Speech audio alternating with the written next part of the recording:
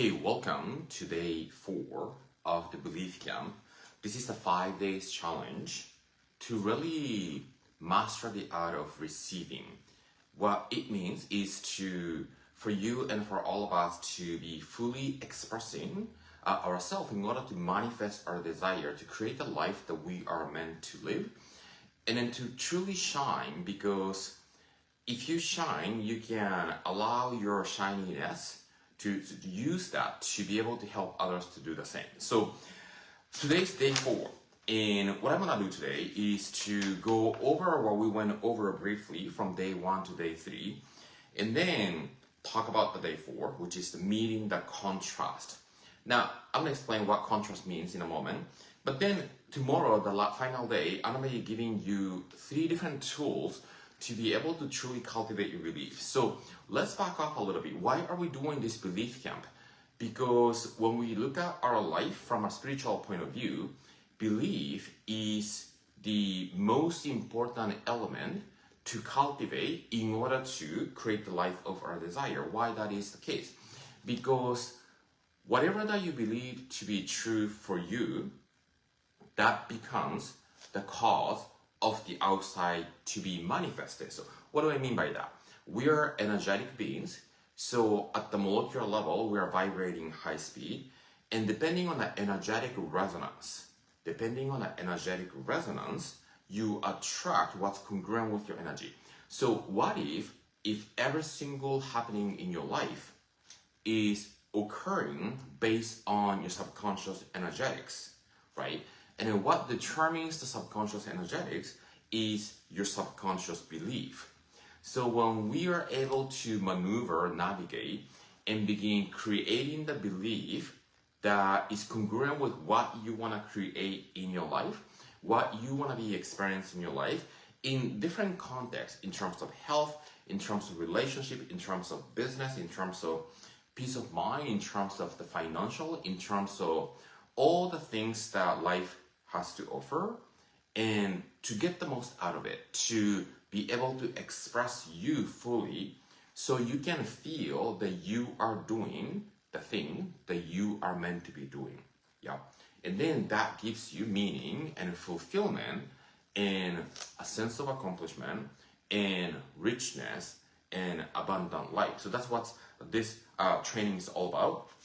Now, on day 1, we talked about anatomy of belief. So to understand the belief, but also to sort of funnel through for you to begin paying attention to your own belief. Because most of us, belief is in our background, and we're facing the front, belief is in or behind us, and then we're not really paying attention to where we are operating from, right? Now, day 2, I talked about the 2 layers of belief, and to tap into the subconscious level to believe and feel that it's already done. Now, day 3 and day 4 are the 2 fundamental obstacles that almost everyone faces, right? The past, present self. So the memory, the autobiographical self, how you have been living, how you have been experiencing, the memory of you gets in the way, limits us, because there is a certain level of limiting belief in most of us, a sense of worthiness, right? Now, we're going to be talking about on day 4, meeting the contrast. Contrast is an external circumstance that appears to be negative. So you can call it lack, because we're living in this, the physical world is the realm of relative, and there is an opposite to it, right? So people have happy moment, people have sad moment. People have pleasure that they experience, but also they have pain. They see the light in a lot of nature and abundant stuff, but they also see darkness, right? So it's designed so we can begin waking up into who we are. The essence of who we are is absolute abundance. The essence of who we are is absolute ease and peace and freedom. So it's interesting, right? Many people are seeking, I think that the single most highest top priority that I see here, I hear people wanting is a peace of mind, right? and people have a certain level quality of life that they want to be living, but every single thing that people are seeking through the having and doing is who we already are. Yeah, so there's this sort of equation called be, do, have, right? If you're focusing on the physical material world, the way in which most people think is, oh, I want to have this, and when I have this, I'm able to do something, right? So that's having into doing. And if I'm able to do as I have this, I can feel happy. I can feel something. I am somebody, right? So from the physical to internal experience is how most people think. I want to have this to be able to do this so I can feel this way. Have, do, be. But when we begin living life from a spiritual point of view, it's the other way around. So it's be, do, have. How does this work, right? You go to that sense of feeling and being first before you're doing the thing that you want to be doing, before you want to be, before you have the thing that you want to be having. Yeah. So we use imagination. We use our internal world to navigate the inside first and become so, which is about cultivating the belief. So the outside begin unfolding, meeting, matching your internal energetic. That is a spiritual way of living. Yeah. So begin noticing how much of the time you might be living in the equation of have, do, be. We want to flip that around and make it be, do, have. Okay, I am streaming on my Soul Purpose Facebook group live. So if you're watching live, I want you to share what is your number one takeaway, right? And then the recording is gonna go to YouTube channel. So you might be watching YouTube under YouTube.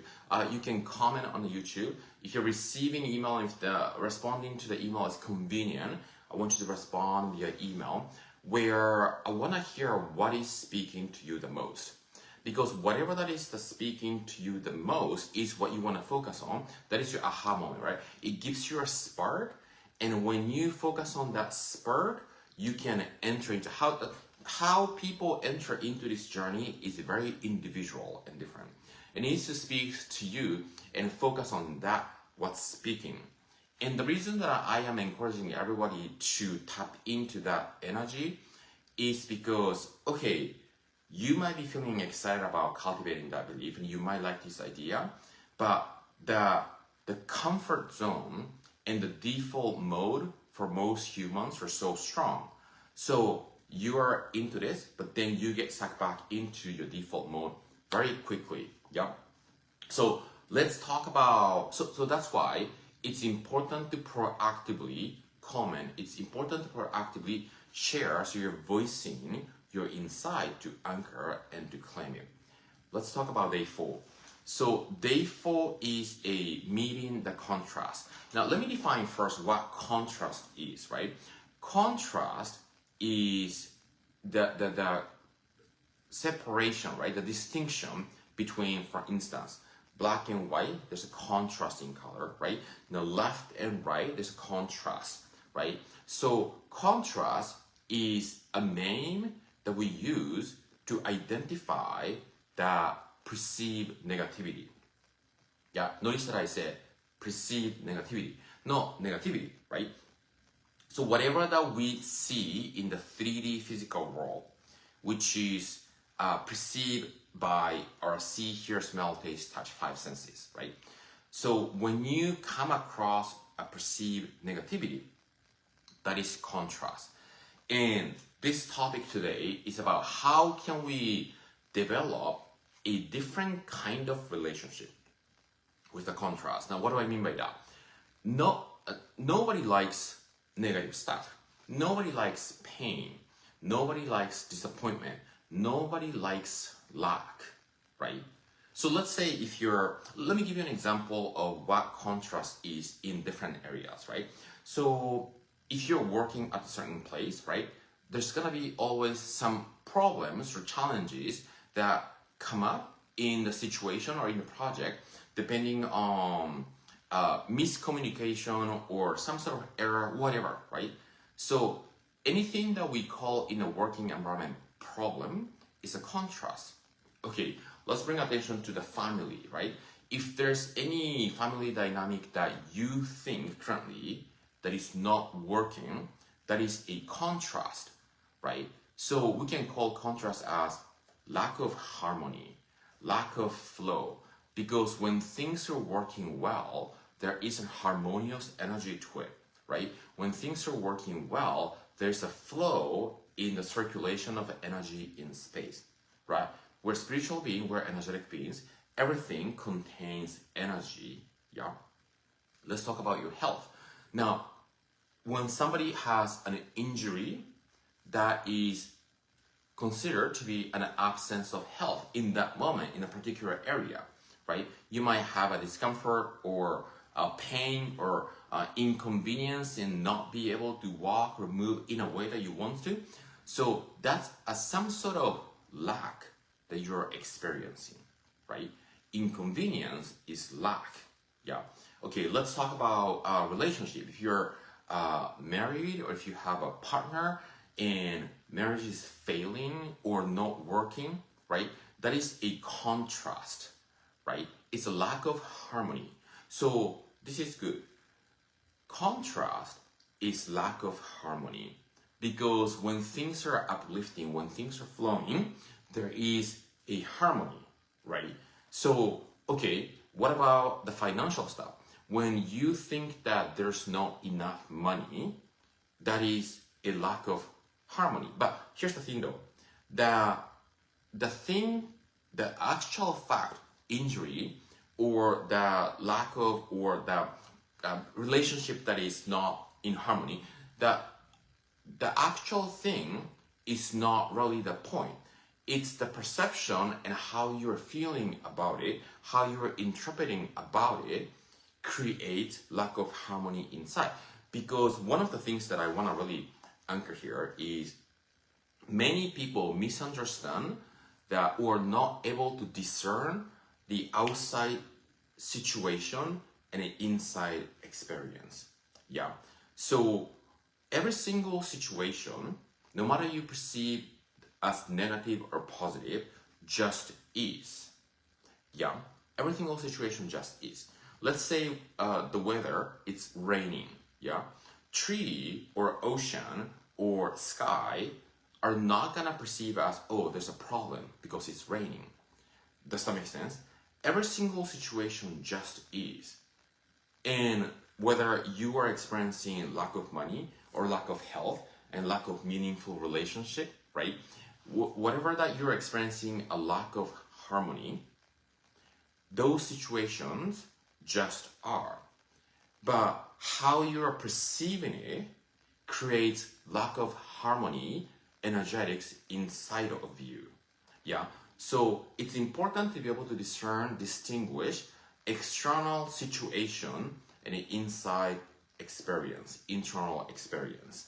Now, but most people see lack of harmony as a negative thing. Yeah. Because most people live, have, do, be, right? If I don't have this meaningful relationship, if I don't have a healthy body, if I don't have enough money, I'm not able to do things in a way that I want to, therefore I am not gonna be happy, right? So people live, have, do, be, therefore the outside affect the inside. The having or not having affect the state of being. But what I'm inviting everybody to begin living differently is to live from the spiritual point of view. Yeah, from the spiritual point of view is the other way around, as I suggested. It's be first and do and then have. So go to that state of being, of abundance, harmony, first inside, no matter how the outside situation might be. Yeah. And then begin moving the body, acting, doing things from that energetics of abundance, of harmony, harmonious energetics. And then the having will be delivered towards you because that is the universal law of cause and effect. When your inside vibration is in a harmonious place, the harmony will be delivered, the harmony of having will be delivered towards you. Does that make sense? So let's analyze and dissect this a little bit more. Because, okay, I share this information, and depending on what your prior exposure has been, you might be getting a little bit, or you might like this idea, and you might be leaning forward a little bit, right? So that is your intellectual understanding. I'm sharing the information, you're understanding intellectually. But for most people, because most people have been living having to doing to being, then, oh, I understand, okay, in the belief camp challenge, Yuki said, okay, live, be, do, have. But then your attention might be accustomed to stay in the having or not having in the 3D world.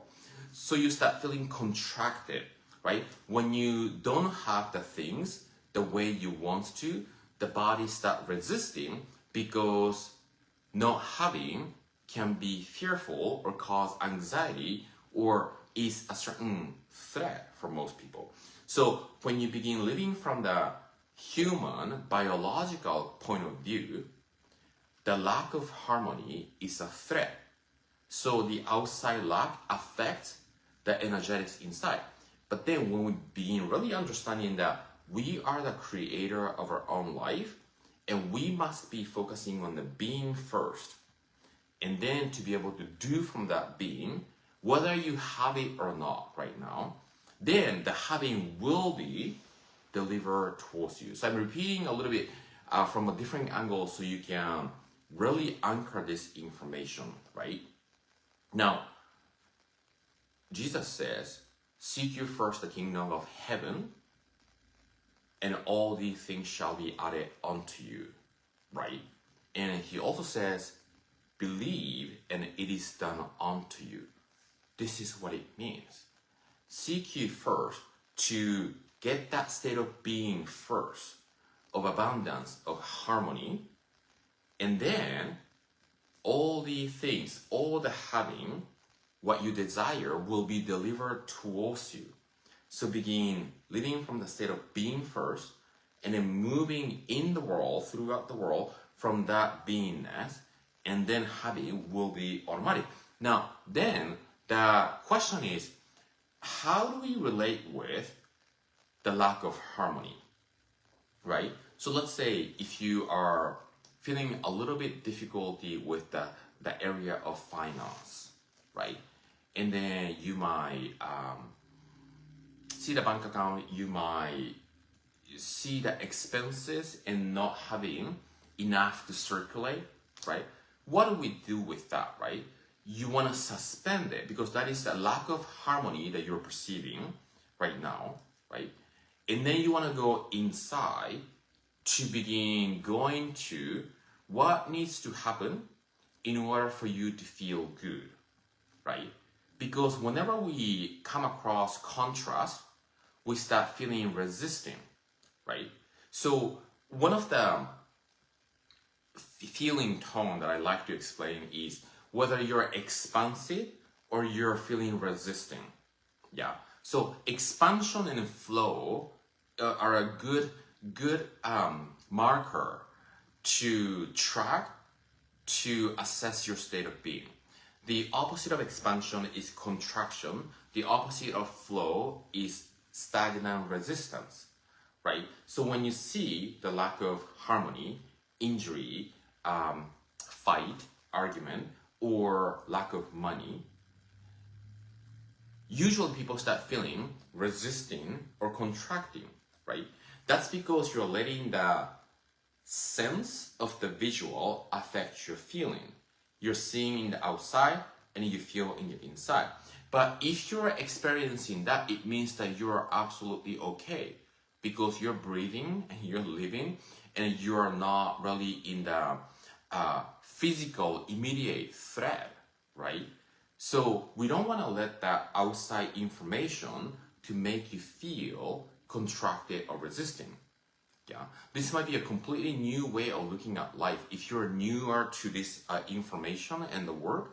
But then what needs to happen in that moment is to neutralize and suspend those of language, those external circumstance, and begin going to this place of your ideal and desire. So you don't put the energy into the lack of harmony, but you begin creating the harmonious feeling through your imagination, through your attention, and ability to feel what you imagine.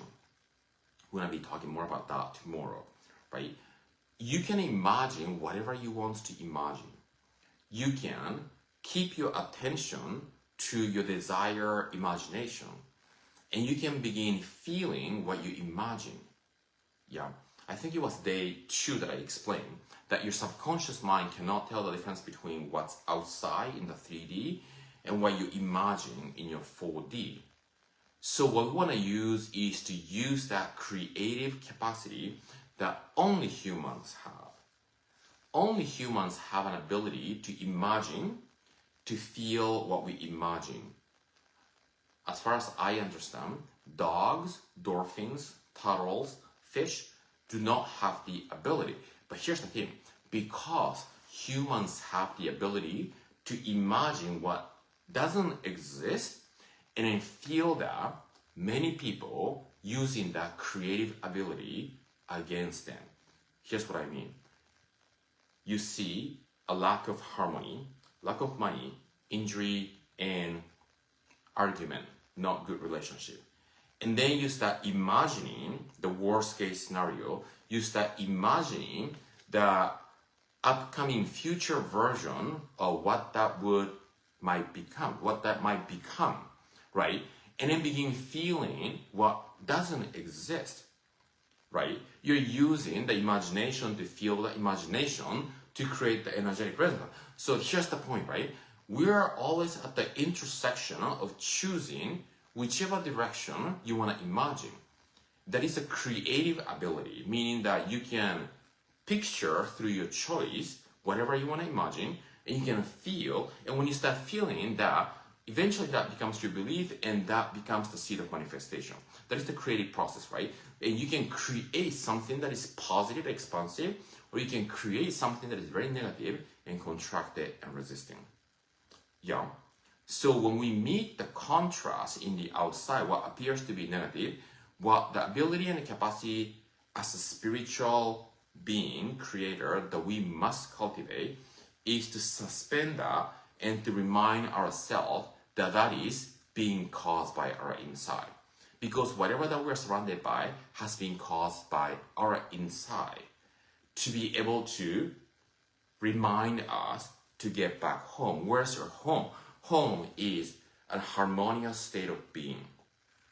Home is not, your true home is not California. Your true home is not anywhere in the location in the map.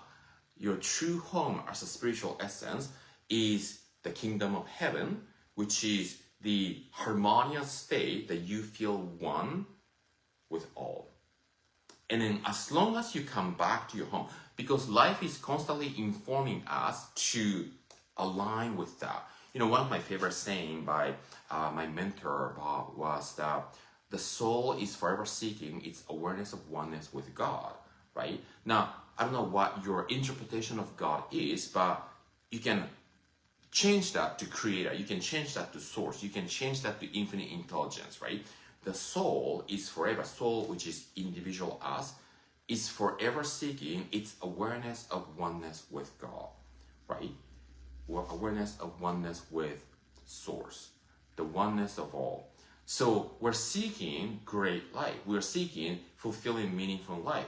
We're seeking all the things that we feel connected through the attainment of having, through the ability to do something.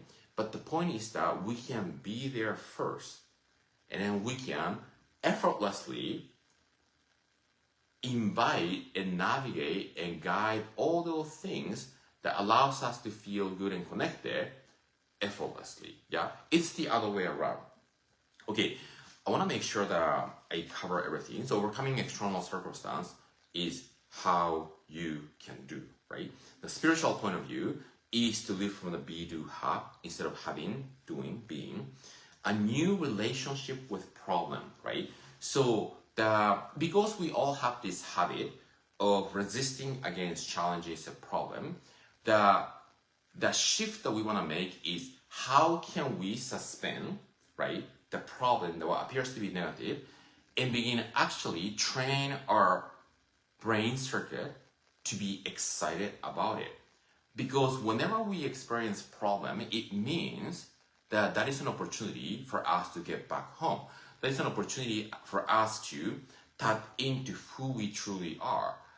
All the contrast that appears in our life is showing us who we are not. Showing us who we are not, right? So how can we change the way we perceive challenges and problems? Okay, and then to really own the awareness of becoming the cause inside, not the effect. Many people, if you let the outside impact our feeling energy inside of us, we're reversing the cause and effect. Now you're letting the outside be cause for inside to feel something, and then we are demonstrating the product of effect. But to be the creator, we must remain in the status of the cause. So we practice suspended, and we practice going inside to enter into the state of harmonious feeling. Okay, inner transformation question. By the way, I know we tend to kind of watch and listen to all this, but I really want to encourage everybody, if you haven't done so, right, to do the inner transformation question. Because the reason that I'm doing this challenge is for you and all of us to change, right? Listening to and watching this is not going to help you change. Yeah, I promise you. And then you want to do the internal work to begin exploring your inside. When you listen and watch, that sinks into the intellectual mind. Your subconscious needs to shift. So, inner transformation question number 1, identify the specific obstacles that you believe it's in your way currently. So choose the area that you want to change, that you are wanting a little bit more or differently, right? And identify the specific obstacles that you believe it's in your way currently. Number 2, what is it you want instead? What is it that you want instead, right? So the current situation is not congruent. You feel the lack of harmony. What would be the different situation that you can imagine that gives you a sense of harmonious energy inside of you? And lastly, begin painting a clear picture of that circumstance you desire. Yeah, so I don't want this, right? And you don't want to be focusing on the not wanting, because that energy is going to cause the not wanting to appear more. So what is it that you want instead? And begin painting that picture in the mind and begin practicing feeling it. Yeah, I'm going to leave that stop. I'm going to go too deep into this. I'm going to come back tomorrow and then talk about the 3 tools that we must cultivate to be able to change, expand, and to create the belief that gives you an absolute certainty to be able to manifest and create the desire that you deeply deserve to live. So if you have any comments, question, feel free to comment in any medium. And that is it. I hope you're getting something out of as much as I'm getting it. You know, it's interesting. When I deliver this information, I feel like I get a lot out of it. Because as I said, if I'm expressing out loud and voicing, I'm actually claiming my inside. So I'm going to invite you to do the same by commenting, by sharing on YouTube, responding to email or Facebook group. Okay, so day 5, tomorrow same time, I'm going to be talking about the 3 fundamental critical tools to really cultivate your belief. See you tomorrow.